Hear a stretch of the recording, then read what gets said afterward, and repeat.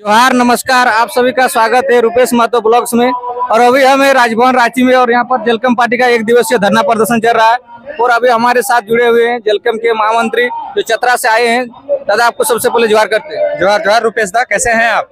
ठीक है दादा, तो बताइए आज का 1 दिवसीय धरना प्रदर्शन जो हो रहा है जलकम का, क्या कुछ उद्देश्य को लेकर हो रहा है? देखिए, उद्देश्य सिर्फ और सिर्फ एक है, झारखंडियों की पहचान। उद्देश्य झारखंडियों की पहचान। झारखंड सरकार ये अपने चुनाव के समय में रुपेश दा आपको याद दिलाना चाहते हैं कि जो आपको देखते हैं वो कहीं ना कहीं झारखंडी हैं।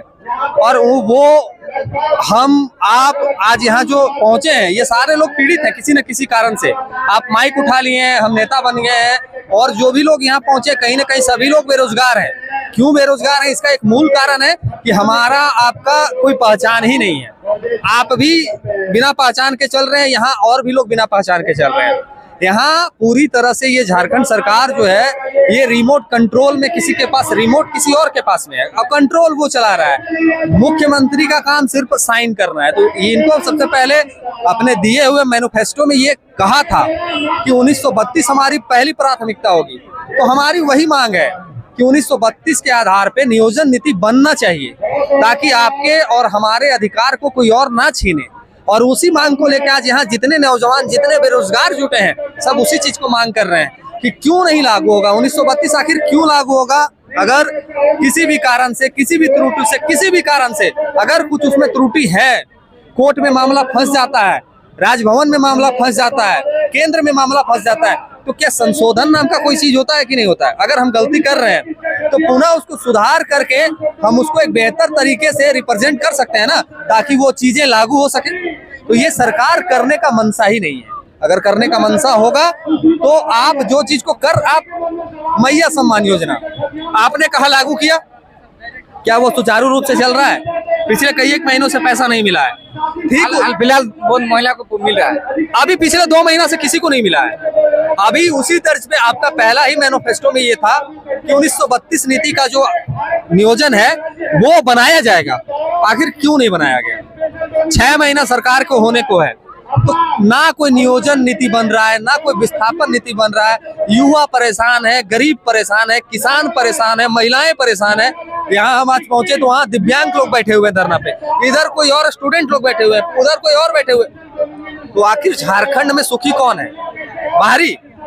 तो बाहरी के हाथ में कंट्रोल है तो बाहरी लोग सुखी है। अभी धनबाद में देखिएगा, आप लोग तो धनबाद से सटे हुए क्षेत्र से हैं, वहाँ एक बहुत बड़ा परिवार है जो परिवार माफिया अपने आप को दिखाता है। कई एक गाड़ियों का जुलूस चलता है साथ में। वो रुपया कहाँ से आ रहा है? रुपया वो बिहार से लेकर आए हैं क्या?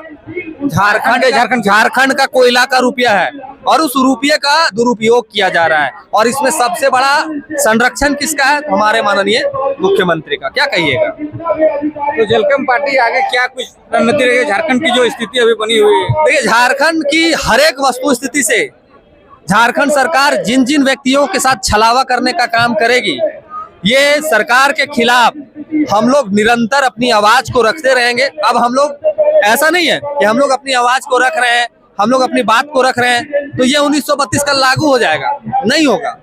हम लोग अपनी लड़ाई को निरंतर लड़ते रहेंगे, अपनी बात को निरंतर समक्ष पब्लिक के रखते रहेंगे। आने वाले समय में डिपेंड करता है पब्लिक के ऊपर कि या फिर 2500 में वो बिकती है, या फिर उनके बच्चों के लिए नियोजन चाहिए, विस्थापन नीति चाहिए, उद्योग नीति चाहिए, या फिर 2500 चाहिए। तो हम लोग उस चीज की लड़ाई को, उस चीज को जगाने के प्रयास में निरंतर 4 वर्षों तक काम कर रहे हैं। पिछले 4 वर्षों से और आगे चुनाव तक हम लोग निरंतर काम को करते रहेंगे। अब झारखंडी जागते हैं कि पुनः सोए हुए रहेंगे, इसमें तो उन पे डिपेंड करता है। अच्छा, 1932 का खतियान है, ये क्या देख रहे हैं? क्या ये सच में लागू हो सकता है झारखंड में? क्यों नहीं हो सकता है? आप 1908 का बना हुआ कानून लागू हो सकता है। 1908 में CNT SPT एक्ट लागू हुआ है ना झारखंड में, कि नहीं हुआ है? तो 1932 क्यों नहीं लागू हो सकता है? बिहार जैसे कि सरकार का कहना है कि सरकार विधानसभा से पारित करके राज्यपाल के यहाँ बदले हुए पर पेच फंसा हुआ है।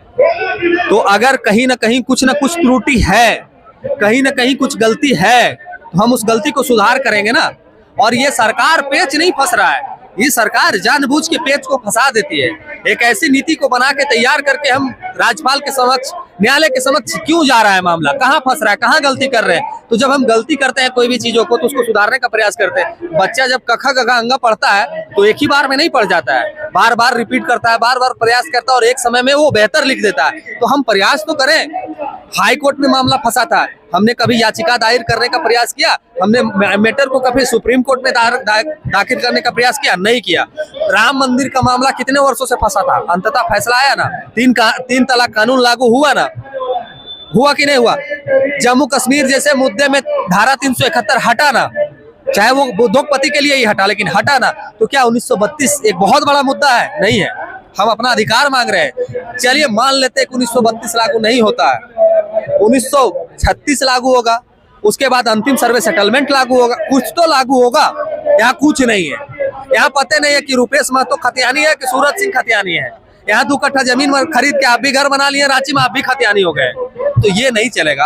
आपको पहचान देना होगा और झारखंडियों को पहचान सिर्फ और सिर्फ ये नीति से मिलेगा। यहाँ कोई झारखंडी नहीं है। यहाँ का ना झारखंड में भाषा है ना कल्चर है। यहाँ सभी जगह पे अलग अलग कल्चर है। अब बिहार के चतरा में चले जाइए, वहाँ बिहारी कल्चर दिख जाएगा। बंगाल सटे धनबाद चल जाइए, बंगाली कल्चर दिखेगा। उड़ीसा के बॉर्डर चल जाइए, उड़ीसा कल्चर दिखेगा।